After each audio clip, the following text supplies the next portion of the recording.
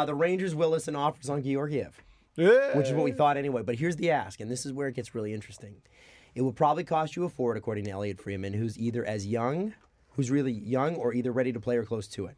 They won't listen to anything that doesn't impress them beneath that. They don't need defensive prospects. They don't need goaltending prospects. They need young, good forwards. Weird. What team do you know with a plethora of young, good forwards? The Edmonton Maple Leafs. The Toronto Maple Leafs. Damn it. And so immediately my wheels start turning.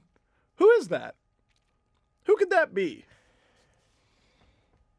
How close, because I don't think this gets it done, but how close is Jeremy Bracco to getting that deal done? I don't think close at all. No. Okay. I think you need an established NHL player. Georgiev's played games. No, what were the words, though? What were the words? No. A forward who's either who's either young or either ready to play or close to it. And young and sorry, it says it's weirdly worded. It will probably cost you a forward who's either as young and either ready to play or close to it. I think he misspoke when they directly quoted him, but essentially young and ready to play or close to it. Yeah. Jeremy Bracco's not that guy. No. It'd have to be Bracco plus, I would think. Could you give several guys? Would you? I kind of think Kapanen might be too much. No, I do too. But then also the cap hit you're relieved of. The Kapanen hit. I look at Kapanen as the piece. It's expendable. It's somebody who they will be able to plug in the lineup. He seems like a perfect fit. Well, also I got a question about that. There's something there. Yeah. I got a question about that because the Leafs. It's funny. If you'd pitched me the Colorado trade with Kadri, I'd be like, how are the Leafs getting Kerfoot and Barry? That surprised me. Right? They're retaining half on yeah, Barry? Yeah. Right. Like how do they manage that? It was a steal.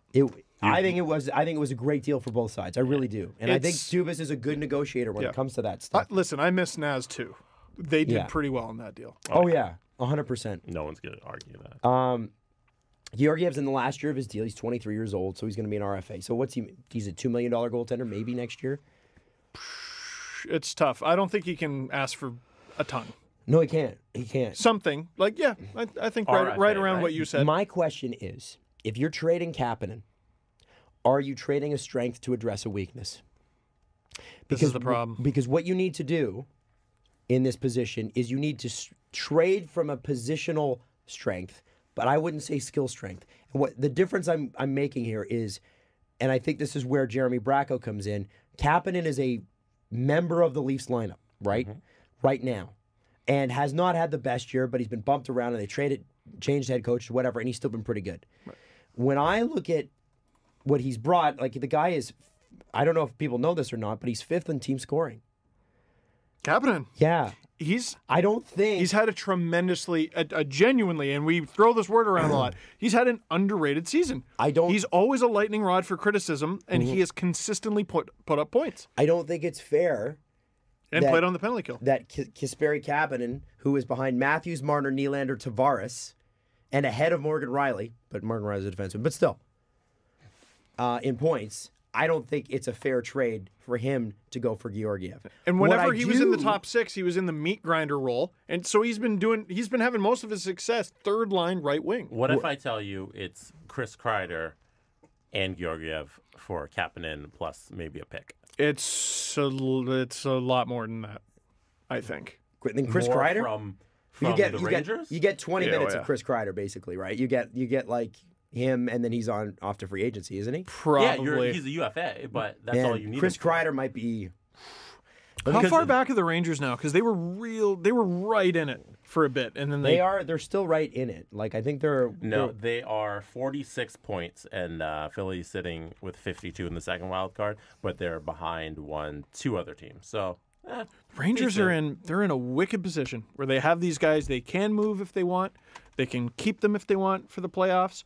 They're rebuilding, but they don't have to be rebuilding. Like a lot of the pieces are already there.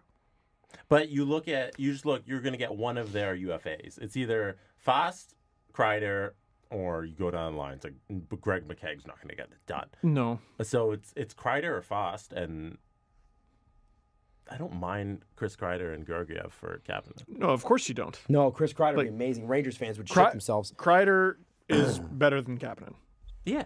So But what you have is Kapanen cost controlled for a few more years, and Kreider in 4 years is not going to be better than Kasperi And that is Kapanen. worth something. Yeah, well, I don't look at Kreider as somebody who's on the Leafs past the playoff run. Probably not. I would really like Chris Kreider to be a Leaf. Yeah. There's something there. But that's why I didn't bring up Kapanen. The guy who they've been missing since Babcock was fired. Name the player. Since Babcock was fired? But they haven't had Trevor Moore the whole time. Not the guy I'm talking about. Who are you talking about? Keep thinking. Well, Jake Muzzin's out, but Nope. they had him for a bit. Not him. Soup was there Nope. Not, for a bit. nope. Oh, yeah, Andreas Janssen basically hasn't played under Keefe. Andreas Janssen. That's a So guy. you think he's part of the deal? So I think Andreas Janssen is what the Leafs give. And I think even with Mikheyev out, if Mikheyev's ready for the playoffs and you're laughing, it's great. I don't think he plays again this season. Mikheyev? Yeah. Well, God, I hope he does. yeah, it's funny. I think he will. I think he will because it's a cut, right? And I think that I don't know. It depends on what tendons happen, Right. What were severed. So we'll see. His shot for the rest of the season will be useless. Yes, but it was never good anyway. He never had a good shot. No, so He'd a muffin. it'll be a true defensive role Right, up front, which is great. That's primarily what he was used for. I think we've seen the best of Andreas Janssen already. Any playoff MVP, but again, it's the minors. It's not the same. I think Andreas Janssen is the piece. And I think they bring him back. He's going to play great. I think Adam's right. But I think Andreas Janssen is the piece. That's the guy I'd go. Now I don't know what New York's expecting in terms of like He's a good Andreas player. Janssen I is like the him. depth. Yeah, But- he is. But also I look at the way Pierre Engvall stepped in, and the way Pierre Engvall for me is the piece, right? If Pierre Engvall hadn't stepped up, I wouldn't be saying this. Right. But Pierre Engvall's a guy that I'm like, oh, I think I don't know if Pierre Engvall becomes Andreas Janssen, but I think he might. He looks like it. Kills And- penalties, whereas Janssen, they sort of had him doing that for a while, and sometimes he would be like the third rotation that Keefe likes to use. Yep. No, not really. If Engvall played every game, Engvall would be scoring at around a 50-point pace. With zero power play time. And that's None. And Andreas Janssen's on the power play. So I think your asset is Andreas Janssen. And I think he is a valuable piece. Like, Toronto, we haven't seen him play in a while, but he's a great player, great guy, all the other things. He's on a cost control deal. Not that matters in New York, but you want to have those depth, those second and third line guys. The cap who makes can it put up matter. 50 points. It does matter. And when we were talking about Kapanen, so right away I start making my fake roster in my head. I don't got to worry about the top six on the right side forever. So there's Nylander, Marner, done. Okay, now who's our fourth line right wing? Because he's probably going to get bumped up. Oh, it's Goat. Huh. All right, well, that's not going to happen. Okay, we can't do that. Then I go to the left. Hyman, he's got a permanent spot in the top six there. Yep. Engvall is definitely going to evolve to be that guy. Mikheyev, right? Yeah, well, and they got Kerfoot there now. yeah, I was gonna say Kerfoot. Yeah, Kerfoot's been great. piecework. Yeah, he has been, but I think for this team to have playoff success, he's got to be at center. Kerfoot? I don't like Spets as the third C. I think it's too high for him. Going into Sparingly. this year's playoffs, you're going to break up Kerfoot, Tavares, Nylander? No. You're not. Coach, you know why? Coach Steve Dangle is. It's a tough Here's- decision because I Berkey- think Janssen, Tavares, Nylander could be special. Yeah, but one has already proven to be special. Yeah. See, Berkey said something interesting.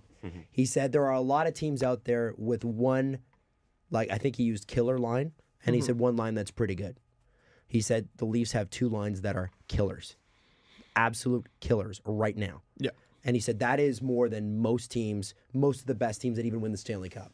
And so I think when you're looking at the third line, you got to stop looking at it in terms of the way Babcock did, or like Barry Trotz does, where it's like 5 minutes left, we're down by 3 goals. I'm going to put on my fourth line guys. He's going to roll his killers. He's not good. He's going to roll his killers. And I think I don't mind Spets at 14, 15 minutes. I don't. Especially That's when fine. when you look at if Matthews has been playing since Keefe took over, 23 minutes a game. And he basically does not use his fourth line. No. And then In you games got where they're losing. Tavares has been at 21, 22 minutes. So I like there's Brooks. no, I know, but look at sorry. those two together. 21 plus 23. What's that? Oh, boy, Adam, why'd you do that? 44. 44 minutes out of a possible 60, which leaves 16 minutes. Right, that's math. So that means that you can play Spezza for 10 and then your fourth liner for 4. Or, sorry, 6. Or you can play Spezza for 12 and your fourth line center for 4. That's probably closer to the truth. That's what I'm saying. And I think some of the offensive plays that Spezza's made this year have been amazing. Yeah. Defensively, he drives me nuts. But does win a shitload of faceoffs, and he's a gifted offensive player. So. Steve, I'm going to hand you a clipboard and a white and a erase marker. Okay. Erase board marker. You're setting the lineup. Are you breaking up that line now that Adam's convinced you that Kerfoot should be on the top line? Okay, is everyone healthy? Yes. Yeah, let's just say we're doing the roster going into the playoffs. But what I love is that every team gets healthy going into the playoffs. Right? Everyone's like, wow, we're magically healthy again. I'm not going to play with a broken leg. Yeah, it's crazy, isn't it? How is Erik Karlsson ready to go? Oh, magic. Yeah. Okay, well, I don't break up Hyman, Matthews, Marner. Nope. Let's keep Kerfoot, Tavares, Nylander together for now. So, Adam has changed your mind. No. I'm trying to figure this out. I'm figuring out what it could be with what it is. Yes. You know what I mean? Yes.